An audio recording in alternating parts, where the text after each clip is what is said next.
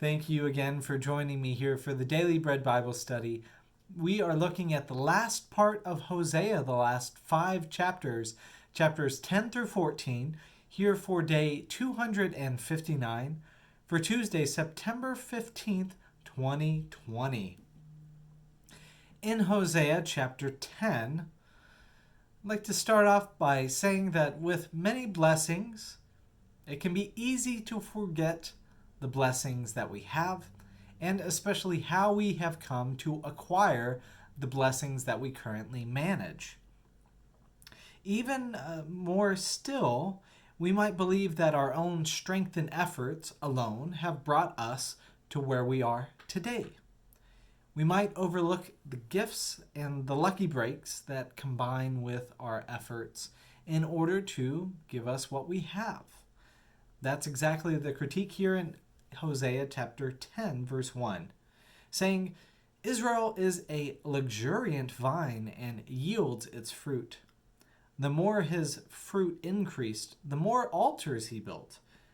As his country improved, he improved his pillars. So the idea is that God made Israel to be a lush and prosperous nation and community. And in their prosperity, they have forgotten God's assistance.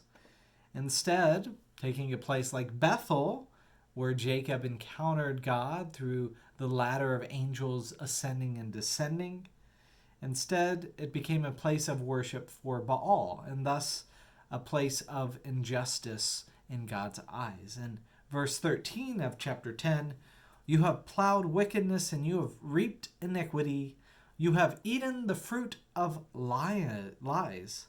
Because you have trusted in your power and in the multitude of your warriors, therefore the tumult of war shall rise against your people, and all your fortresses shall be destroyed. In Hosea chapter 11, God details the intimate relationship he has with Israel, saying in verse 4, I led them with cords of human kindness and bands of love. I was to them like those who lift infants to their cheeks, and I bent down to them and fed them. So the idea is God is a gracious and loving fathering figure for them, one who is very kind to children and to children who need help and some sort of assistance. Yet, as the child grows older, God feels rejected. So what is God to do? God has poured out all this love, being tender and intimate and nurturing for Israel, yet Israel has turned their back on God. What is God to do? Well, first, they have to learn the consequences of their mistakes via the hands of Egypt and Assyria. In verse 5 of chapter 11, they shall return to the land of Egypt, and Assyria shall be their king, because they have refused to return to me. Now, instead of forgetting them completely, the intimate relationship with Israel is not forgotten, and God is motivated to redeem them in verse 9. I will not execute my fierce anger. I will not again destroy Ephraim, for I am God and no mortal, and no one in your midst, and the Holy One is in your midst and will not come in wrath. So it's a twofold. God has standards and allows them to be able to suffer the consequences of their actions and hold them accountable to the standards God has. But at the same time, God's standard is love and grace and mercy, and God is going to extend that to his people so that they are not destroyed.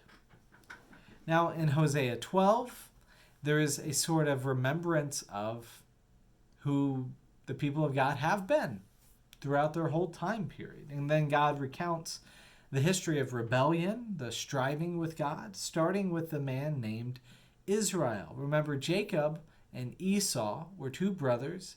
Jacob fought and stole the birthright away from his brother, cheated him out of it, and then wrestled with God as he was worried about going to meet his brother who he thought would kill him. The brother does not, and God gives him a blessing. He wrestles out a blessing from God, and then his name is changed to Israel, which means he wrestles, or strives. Now, the reference here of Jacob stealing his birthright from Esau, wrestling the angel, and then also mentioning Bethel, which is kind of a sting because Bethel turned into the place, a place of idolatry instead of the place where communication happened with God and the angels were ascending and descending. Jacob, who was later named Israel, called this the house of God. So it was named Beth, house, and El, of God. So this Bethel, this house of God, became a house of idolatry. In Hosea chapter 13, verse 2, and now they keep on sinning and make a cast image for themselves, idols of silver made according to their understanding, all of them the works of artisans. Sacrifice to these, they say. People are kissing calves. This reminds me of the worship of the golden calf led by Aaron in the wilderness as they were wandering around, standing around Mount Sinai, as Moses had gone up to talk with God, and down in the valley the people were rebelling by worshiping other gods. And they built a golden calf and asked Aaron to lead them in worship.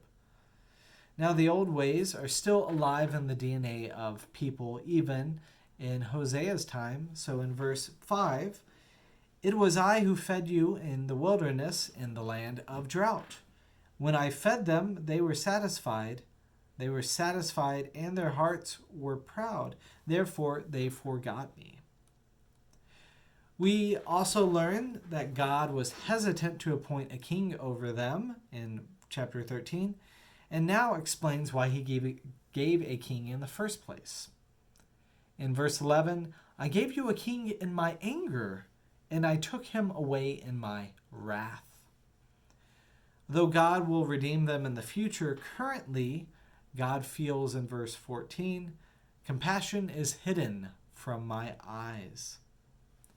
So closing in chapter 14, we see that compassion is hidden, but even that is until God sees the exiles in Assyria, and God chooses to act in verse 4 of chapter 14. I will heal their disloyalty. I will love them freely, for my anger has turned from them. God, this glutton for punishment, continues to love over and over again, even when we as humans might disappoint God. Hosea in chapter then ends with a question and a statement in verses 8 and 9 of the last chapter, chapter 14, saying, O Ephraim, what have I to do with idols? It is I who answer and look after you. I am like an evergreen cypress. Your faithfulness comes from me. Those who are wise understand these things. Those who are discerning know them. For the ways of the Lord are right, and the upright walk in them, but transgressors stumble in them. Stumbling, right? With God, we will not stumble when difficulties arise. And part of this is expressing our gratitude for the ways God has helped us in the past, in the present, and in advance of the kindness God will show us in the future. Now, may you not forget these blessings. May God continue to bless you, and may you continue to have eyes to recognize the blessings when they come in your day and time. So thanks for joining me. Look forward to joining in the discussion of Joel next time.